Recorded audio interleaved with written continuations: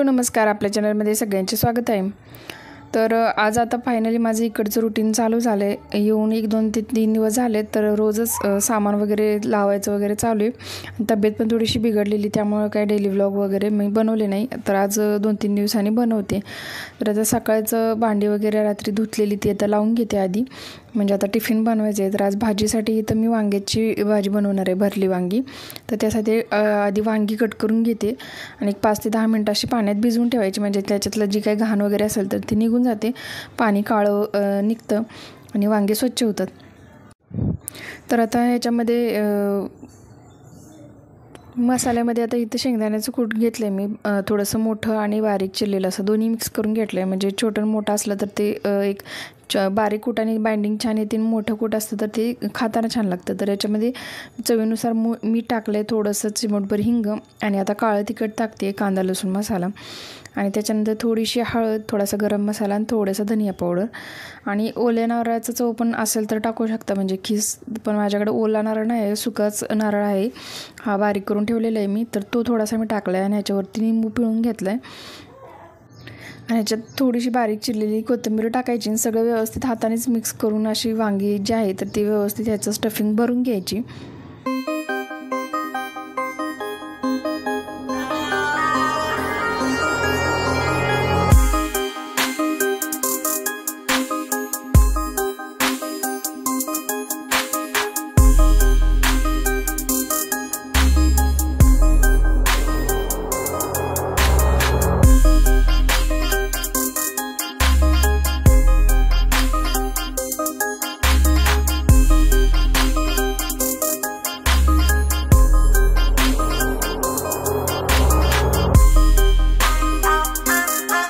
कणिक पण इथं रात्री मळून ठेवलेली ती काढून ठेवली आहे। आता इथं फोडणी टाकते भाजीला।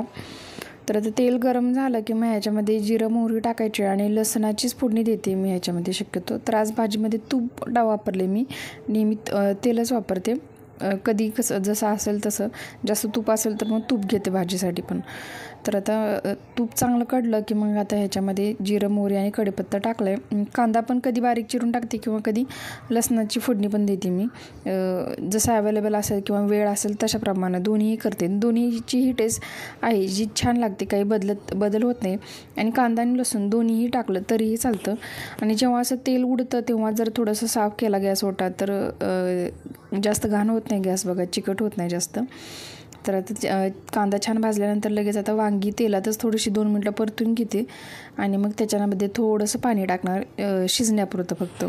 वांगी एक साईडला शिजत ठेवल्यानंतर मग लगेच एका गॅसवरती आता इकडे चपाती लाटायला घेते मी, म्हणजे दोन्ही पण पटकन होऊन जातं। आणि मधला जो छोटा गॅस आहे तर त्याच्यावरती लगेच स्टोव जो आहे तर त्याच्यावरती लगेच चहा ठेवून घेते, म्हणजे तिन्ही कामं ॲट अ टाईम होतात आणि पटकन स्वयंपाक पण होतो आणि सकाळची पोळी भाजी पण होते।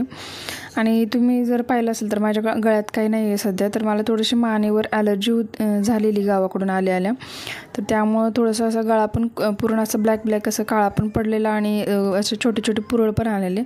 त्यामुळं मग थोडंसं गळ्यात जे होतं ते 2-3 दिवस मी वापरलं नव्हतं, मग ते थोडंसं बरं झालं।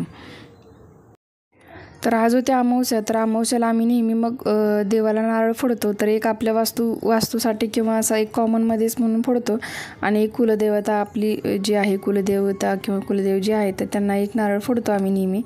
तर आता सकाळी देवपूजा झाली नव्हती, पण इथं दिवा लावून आता ह्यांनी फक्त नारळ फोडून घेतला, तर एक नारळ फुटला आणि एक तसाच निघाला।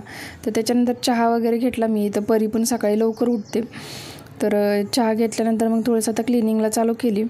आणि जे आमचं वॉर्डरोब आहे तर ते थोडंसं कपाट जे आहे तर ते खराब झालं आहे, त्यामुळं मग मला कपडेच काढता येत नाहीत, म्हणजे ते असल्याशिवाय ओपनच करता येत नाही, थोडंसं खराब झालं आहे त्यामुळं मला हीच पॅन्ट दिवसभर घालावी लागली। मग त्यामुळे मी तीच कंटिन्यू केली आणि ब्लॉग बनवेल असं वाटलं नव्हतं मला, त्यामुळं मग मी अशाच कपड्यामध्ये अवतारत होते। तर आता फायनली सगळी क्लिनिंग वगैरे चालू आहे माझी। दुसऱ्या दिवशी गावाकडून आल्यानंतर असं पूर्ण क्लिनिंग होत नाही, खूप धूळ वगैरे झालेली, त्यामुळे थोडेसे 2-3 दिवस असे सगळं साफसफाई सगळं सामान नीट ठेवण्यातच गेले। त्याच्यानंतर मग लगेच फरशी पुसून घेतली मी।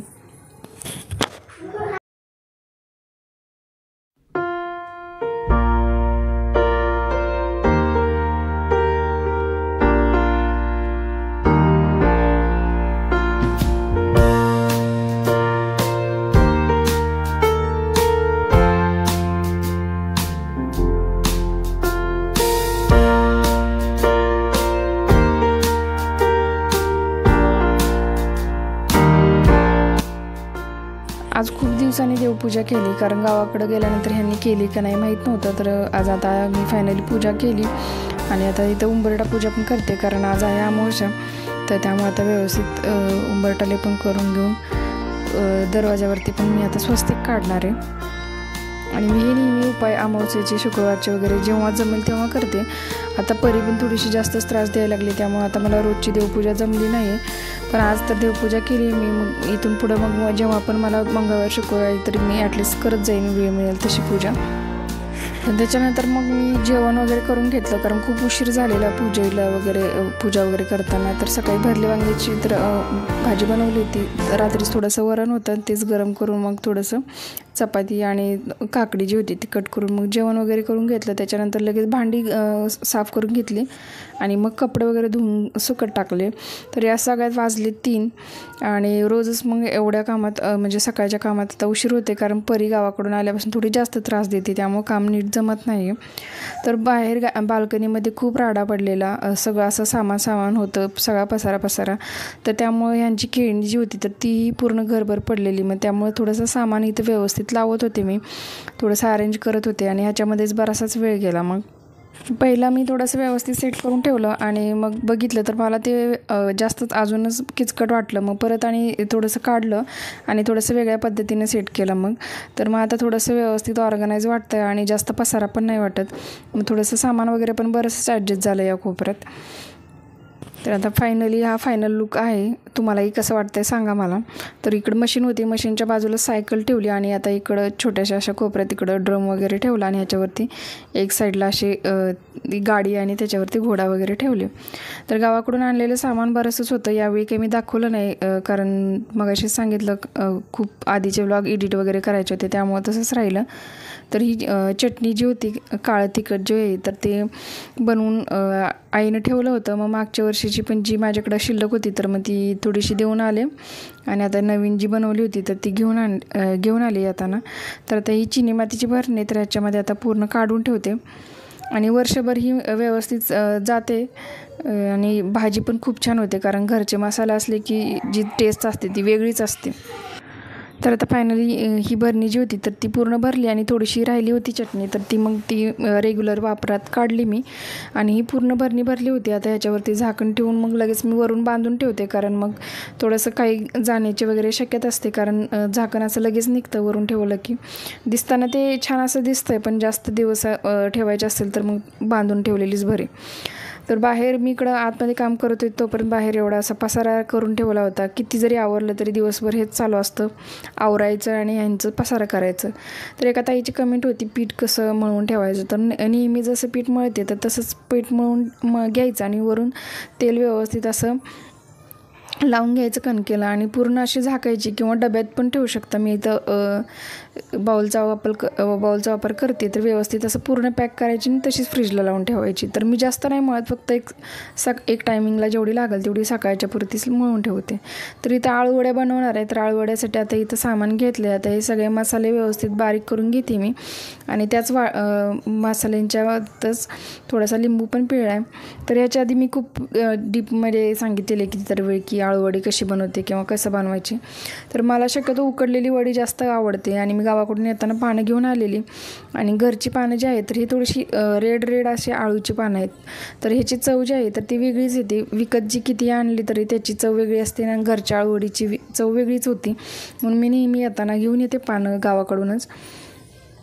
तर आता छान अशा आळूवडी सगळे पीठ झाले. आता हे थापून घेते आणि पटकन आता उकडायला ठेवते. तर आजचा व्लॉग तुम्हाला आवडला असेल तर नक्की लाईक करा आणि नवीन असाल तर प्लीज चॅनलला सबस्क्राईब करा. भेटू पुढच्या व्हिडिओमध्ये.